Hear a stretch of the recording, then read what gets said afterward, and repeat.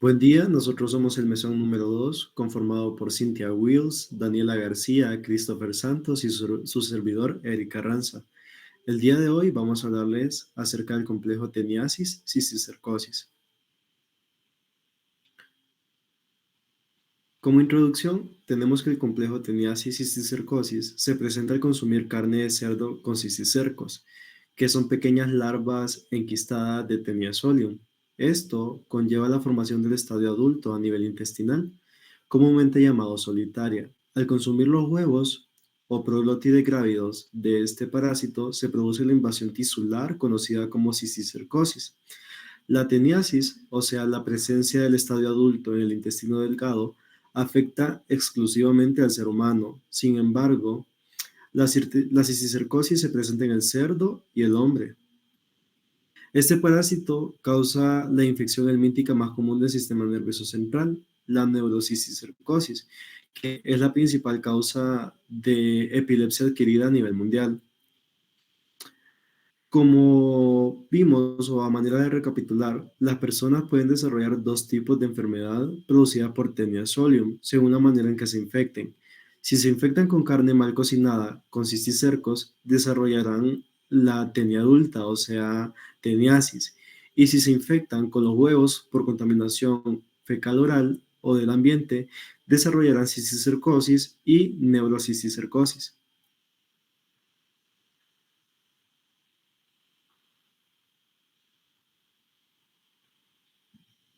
Como objetivos, tenemos como objetivo general explicar y comprender la infección conocida como complejo teniasis cisticercosis, conocer métodos de transmisión y ciclos de vida de Teniasolium, comprender la patología causada y la prevalencia de esta parasitosis, determinar cuáles son los mejores métodos diagnósticos y tratamiento para el complejo teniasis cisticercosis.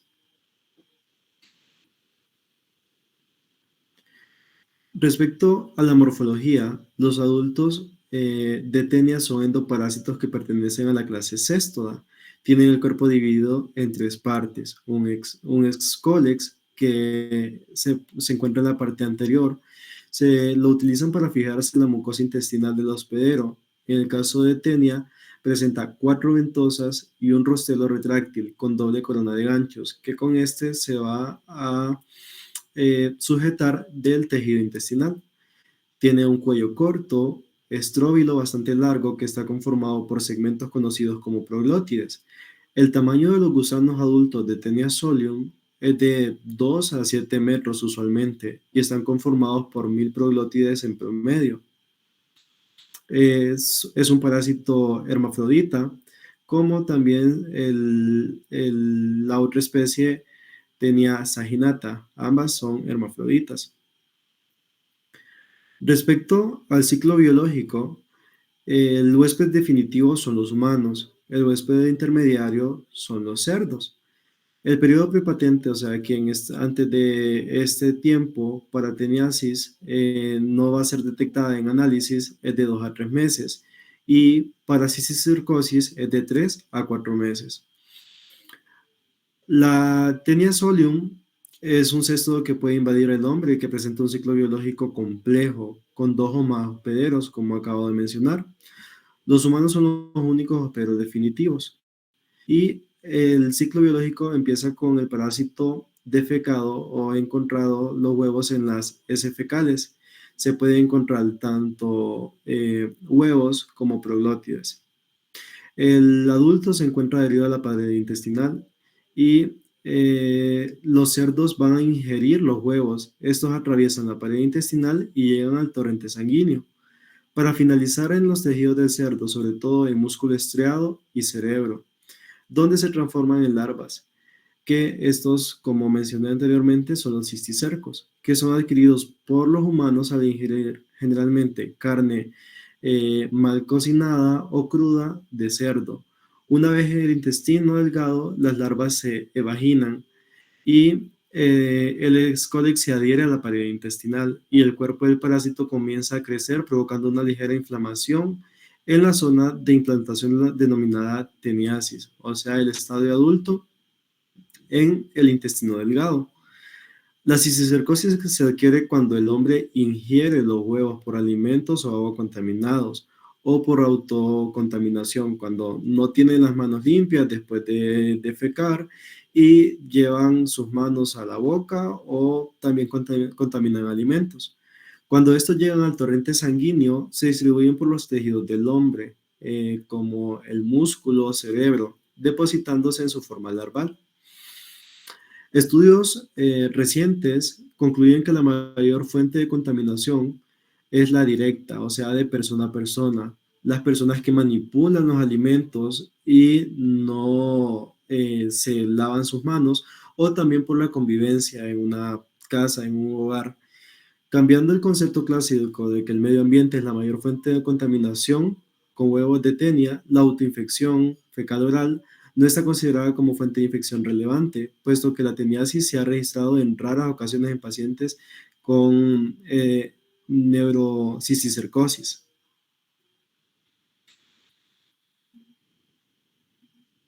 La patología. El complejo teniasis cisticercosis, el parásito modula la respuesta inmunitaria del huésped mediante la producción de diferentes moléculas. En la mayoría de los órganos, los cisticercos causan una reacción tisular mínima o nula, o sea, es asintomática. Pero los quistes agonizantes en el sistema nervioso central, el ojo o la médula espinal pueden liberar antígenos que desencadenan una respuesta inflamatoria aguda. En consecuencia, los síntomas suelen no evidenciarse hasta varios años después del contagio. Las manifestaciones clínicas más importantes son causadas por los quistes que se localizan en el sistema nervioso, lo que se llama una neurocisticercosis. Hablemos sobre la teniasis, uno de los componentes del complejo, obviamente. Es generalmente asintomática, puede causar problemas digestivos, dolor abdominal, pérdida del apetito y malestar estomacal. Puede haber migración del gusano a otros sitios ocasionando apendicitis, invasión del conducto biliar, perforación intestinal y vómito de proglótides seguido de deglución. Hablamos que hay pérdida de apetito, sin embargo, puede presentarse también bulimia, o sea que el paciente va a presentar atracones de hambre por hipoglucemia generalmente. Y la cisticercosis la podemos encontrar como neurocisticercosis, cisticercosis subcutánea y muscular y oftalmocisticercosis, perdón. La sintomatología de la neurocisticercosis depende de la cantidad de quistes, el tamaño y la localización y la respuesta inmune del hospedero. Se puede presentar de diferente manera según el paciente al que está afectando, si es un niño o es un adulto. En niños los síntomas pueden ir desde meningitis y meningoencefalitis, también puede ocasionar vómitos, somnolencia, signos de localización como parálisis parcial. En adultos se puede presentar epilepsia e hidrocefalia, también alteraciones del estado mental. La cisticercosis subcutánea y muscular se encuentra en los nódulos de consistencia blanda. En algunos casos se produce pseudohipertrofia muscular. La oftalmocisticercosis es la disminución o pérdida de la capacidad visual. El parásito puede poseer movimientos sacando el escólex. O sea que en el ojo el parásito no va a estar pegado o no va a estar conectado con el escólex en el tejido. De acuerdo, bueno, las cisticercosis deben sobrevivir en los órganos del hospedador durante semanas o meses para poder completar su ciclo biológico. Como mencionamos anteriormente, es generalmente asintomático. Para ello tienen mecanismos de evasión de la inmunidad del hospedador, de la inmunidad celular y en el caso de neurocisticercosis, la barrera hematoencefálica. Aunque los cisticercos maduren en unas semanas, pueden pasar años, incluso en algunos casos hasta 10 años, que el paciente va a tener la infección y va a estar asintomático. Hablemos un poco sobre la epidemiología. Es endémica en América del Sur, África subsahariana y partes de Asia, como ser India, China y regiones de Asia sudoriental. Como podemos ver en el mapa, las localizaciones son lugares o países que tienen déficits o países en vías de desarrollo, como en las Américas. Se estima que 2.5 millones de personas están infectadas con Tenia Solium y que ocurren 50.000 muertes en el año debido a neurocisticercosis. En Honduras, en un estudio en 1991, se determinó o se encontraron tasas de infección de 2 a 7 por cada 1.000 habitantes en el hospital escuela, 10 por cada 1.000 en el sur y 0 a 6 de cada 1.000 en los departamentos de Cortés y Atlántida, evidenciando una mayor prevalencia en la zona sur de nuestro país.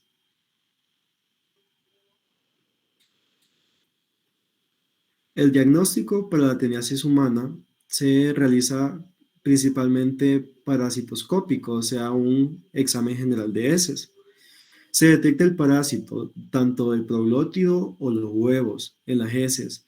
Y los huevos tienen un tamaño de 47 a 77 micras. Tiene una apariencia radial por el embrióforo y 3 pares de ganchos.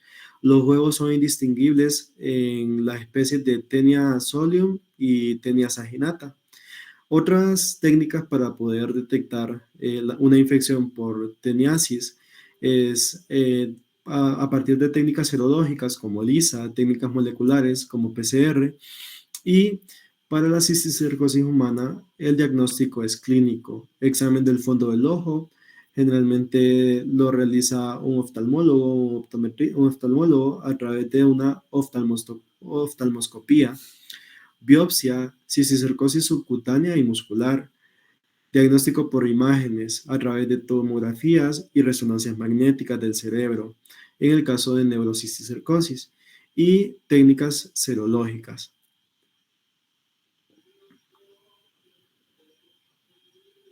El tratamiento.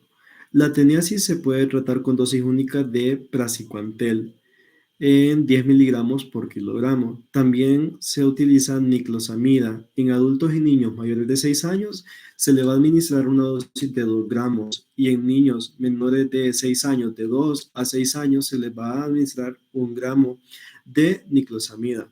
También se ha utilizado albendazol a dosis de 400 gramos durante 3 días consecutivos. Eh, Varios estudios indican que para el tratamiento de la neurocisticercosis, el albendazol en dosis de 15 miligramos por kilogramo al día, fraccionados en 2 tomas durante 15 días, y el praziquantel, 50 miligramos por kilogramo al día durante 15 días, igualmente, han detectado que el albendazol ha tenido hasta una mayor eficacia que el praziquantel.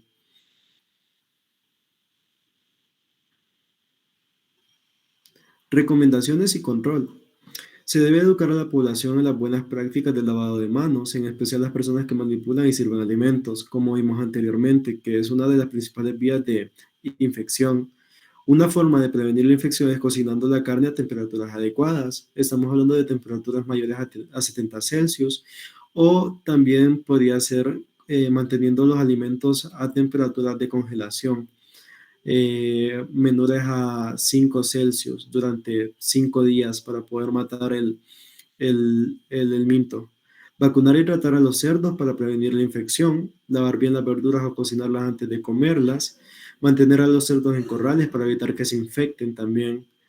Eh, Podemos ver que como vimos en la epidemiología o en los lugares donde está afectando el parásito, en lugares en vías de desarrollo, generalmente no tienen el control adecuado de las carnes y no tienen estudios, obviamente, porque son países en vías de desarrollo para el consumo de carne limpia. Las conclusiones. El control sistemático es imprescindible para proveer carne inocua e idónea para el consumo humano con el fin de prevenir casos de teniasis. El control de la prevención de la cisticercosis depende de evitar la transmisión fecal-oral de los huevos de las personas que están infectadas con teniasis. La correcta identificación y el tratamiento de los portadores de tenia es una medida importante de salud pública para prevenir mayor cantidad de personas infectadas. Ahora, tenemos la bibliografía y esto sería todo. Muchas gracias.